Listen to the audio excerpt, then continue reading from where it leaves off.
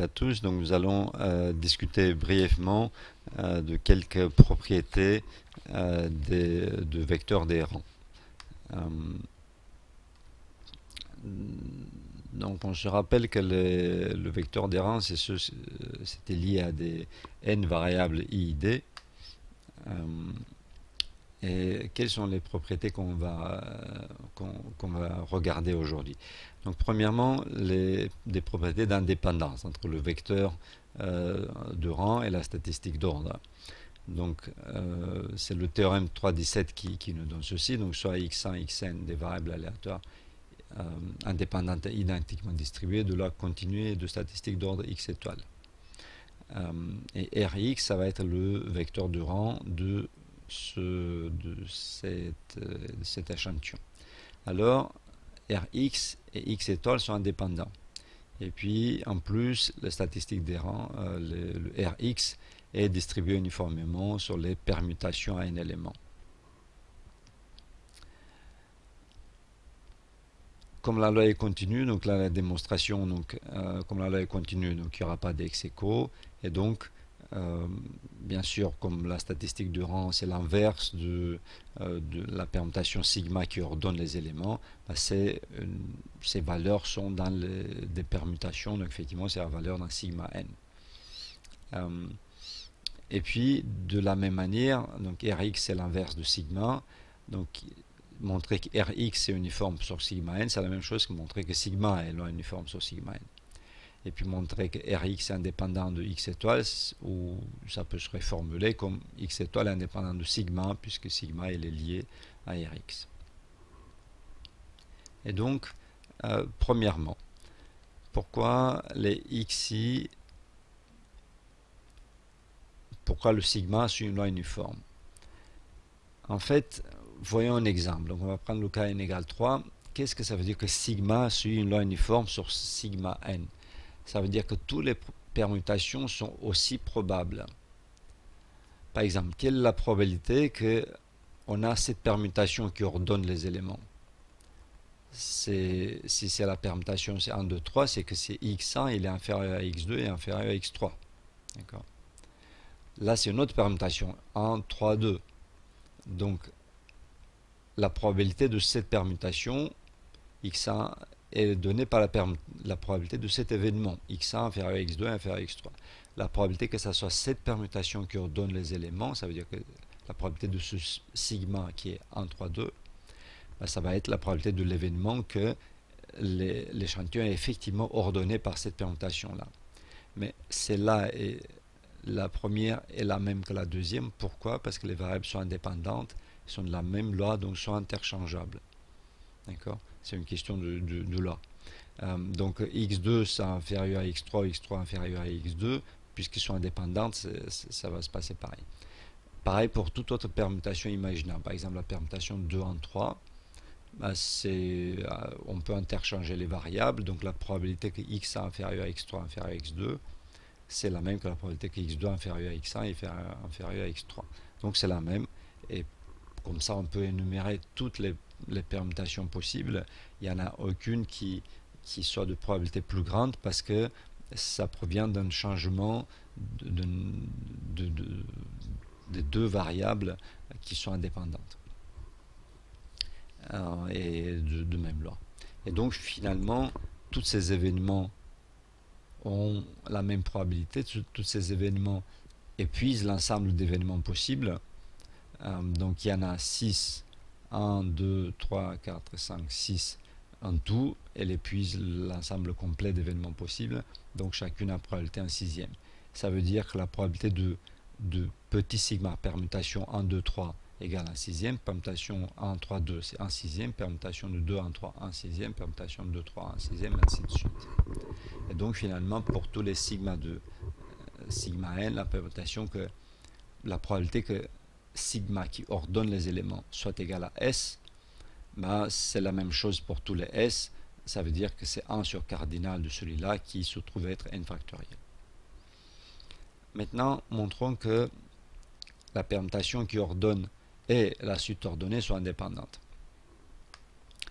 Indépendance, ça veut dire quoi? Indépendance de variables aléatoires, ça veut dire que pour tout borélien, probabilité que x étoile appartient à B, intersection A. Ici, sigma prend que des valeurs, c'est un ensemble fini de valeurs, donc il n'y a pas besoin de prendre des boréliens ou quoi que ce soit. C'est les événements élémentaires, sont les S ici, ils sont toutes prises. Donc, on va intersecter avec probabilité que sigma égale à S. Et l'indépendance, c'est le fait que cette quantité à gauche est égale à cette quantité à droite, ça veut dire le produit des probas. Mais on a déjà vu ce que c'était ça. Ça, c'est 1 sur n factoriel.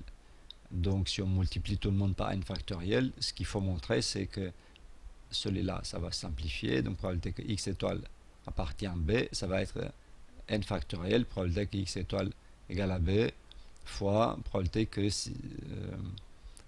n factoriel fois probabilité que x étoile appartient à B et sigma égale S pour toute permutation S de sigma n. Voyons pourquoi ça serait vrai. Donc, calculons le terme d'ici. Probabilité que x étoile appartient à B pour un sigma donné, ça veut dire quoi?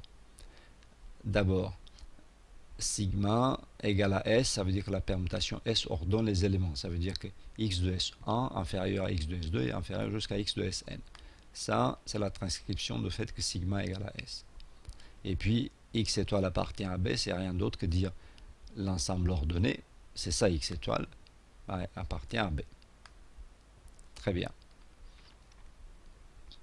Mais, à nouveau, les variables sont interchangeables, indépendantes, interchangeables parce qu'indépendantes de même loi. Et donc, quand on écrit xS1, xSn, ou on écrit x1, xn, c'est la même chose. Et donc, on peut écrire ça aussi. Très bien. Donc finalement, le terme d'ici, on l'a écrit x inférieur jusqu'à inférieur à xn. Qu'en est-il du terme de gauche? X étoile appartient à B. Ça veut dire somme sur tous les sigma de Sn de x étoile appartient à B inter sigma égale à S. Parce que c'est ça qui l'union de tous ces événements d'ici donne cet événement-là. Qu'est-ce que ça veut dire x étoile appartient à B, sigma égale S? Ça veut dire que, on a vu tout à l'heure, hein, c'est ça, et on a vu tout à l'heure que c'était ça aussi. D'accord? Et donc on peut remplacer pour tous les S, on peut remplacer par ça. On voit bien que ça ne dépend plus de S. Donc on a cette probabilité fois le cardinal de sigma, qui est n factoriel. Et donc finalement on retrouve bien n factoriel fois cette probabilité qui est la même pour tous les S d'ailleurs. S est une permutation quelconque. Et donc ceci finit la démonstration du point 2 de théorème qui était le plus difficile. Donc sigma et x étoiles sont indépendants. Ça veut dire finalement que la loi de sigma et donc la loi de son inverse qui est la loi des rangs ne dépend pas de la loi de xi. Et donc finalement si on a quelque chose qui s'exprime à partir de vecteur des rangs pour une loi continue, parce que sinon le vecteur de rang il est ambigu, alors en fait ce test qui est construit à partir de vecteur des rangs aura une loi indépendante de la loi des observations.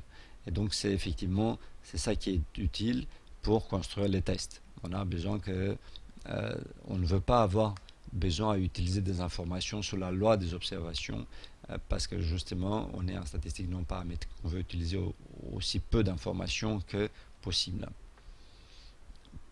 Autre proposition, mais avant juste une petite remarque, un peu attention, donc si la permutation est non aléatoire, c'est-à-dire elle est fixée, elle est déterministe si vous voulez, alors bien sûr on a dit on peut interchanger les variables, donc en particulier x de S1 et x de Sn, ça va être la même chose que x1 xn. Très bien.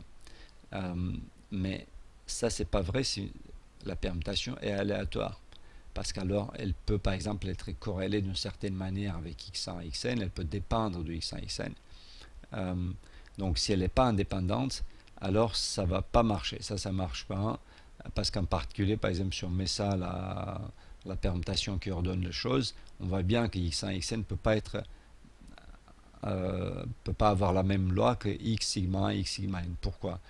Tout simplement parce que ici ils sont ordonnés, donc jamais on aura deuxième plus petit que le premier, alors qu'ici oui, on peut avoir la probabilité que x2 soit plus petit que x1. D'ailleurs c'est la même probabilité que x1 soit plus petit que x2, et elle n'est pas nulle, alors qu'ici elle est nulle. La probabilité que x2 soit inférieur à x1 elle est nulle, et la probabilité que x2 soit supérieur à x1 elle est égale à 1. Donc ne peut pas être la même loi. Deuxième remarque un peu calculatoire, c'est qu'on peut avoir explicitement la loi de proba sur les R1 et RS. Donc soit x1, xn des variables aléatoires identiques et indépendantes identiquement distribuées, de loi continue, et puis le vecteur des rangs Rx comme d'habitude.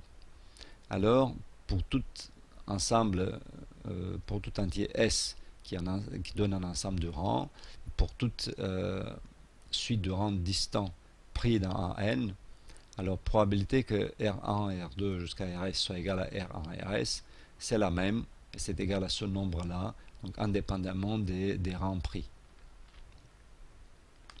Et donc en particulier, Ri suit une loi uniforme sur un n, pour tout i, et d'ailleurs les vecteurs de ce type là suivent une loi uniforme sur leur ensemble de définitions sur l'ensemble de S supplets de variables de valeurs différentes dans un n.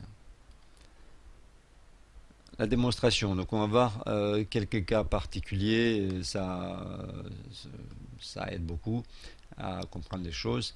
Donc premier cas, on a tout le monde, donc S égale à n, probabilité que R1 et Rn soient égales à une valeur R1 et Rn donnée, c'est des valeurs R1 et Rn données, ou sinon si on veut l'écrire comme ça, hein, c'est probabilité que R majuscule soit égal à petit r. Là il faudra mettre un x, hein, c'est Rx égale à R. Quelle est cette probabilité là? On a dit en fait que le vecteur des rangs suit une loi uniforme. Donc finalement la probabilité qu'on a ça comme valeur c'est 1 sur n factoriel. Est-ce que c'est la même formule ici? Oui, parce qu'en fait ça c'est n-1 jusqu'à s égale n, ça veut dire jusqu'à 1. Et donc c'est le résultat qu'on attendait. Il y a deux façons de procéder à partir de là, soit utiliser ça et puis intégrer, donc obtenir la formule pour n-1, n-2, etc. Soit faire l'inverse. Donc voyons un peu l'inverse. Donc S égale à 1, ça veut dire qu'on s'intéresse à la probabilité que R1 par exemple égale à S. Un S donné. Ça, qu'est-ce que ça veut dire? C'est la probabilité que X1 c'est son rang, il est égal à S. Ça veut dire que c'est le Sème plus petit élément de l'échantillon. Mais comme les variables sont toutes interchangeables, ça va être 1 sur n. C'est x1 peut être plus petit, peut-être que, enfin le Siem plus petit peut être x1 ou x2 ou xn. Ils sont tous interchangeables, donc il y a et puis comme donc l'événement total, c'est que quelqu'un va être le Siem plus petit, mais il n'y a pas de raison de dire que x2 a plus de chances que x1 qui soit plus petit. Donc la probabilité que 1, 2 soit le Siem plus petit, c'est la même pour tous, et donc c'est 1 sur n. Et puis une façon d'obtenir la preuve pour S supérieur, par exemple S égale 2, c'est de dire probabilité que R1 et R2 égale S1 et S2, c'est quoi? C'est la probabilité que R1 soit égal à S1 fois la probabilité conditionnelle, sachant que R1 égale S1, que R2 égale S2. La probabilité que R1 égale S1, on l'a vu, c'est 1 sur n. Probabilité que R2 égale S2, sachant que R1 égale S1, il reste combien de valeurs possibles? n-1. Toutes les valeurs sont aussi probables par le même argument. On peut les interchanger. Donc du coup, c'est la même chose. Et pour le cas général, qui n'est pas demandé, mais on demande juste s égale 1 de n, ça va être le même argument. Merci.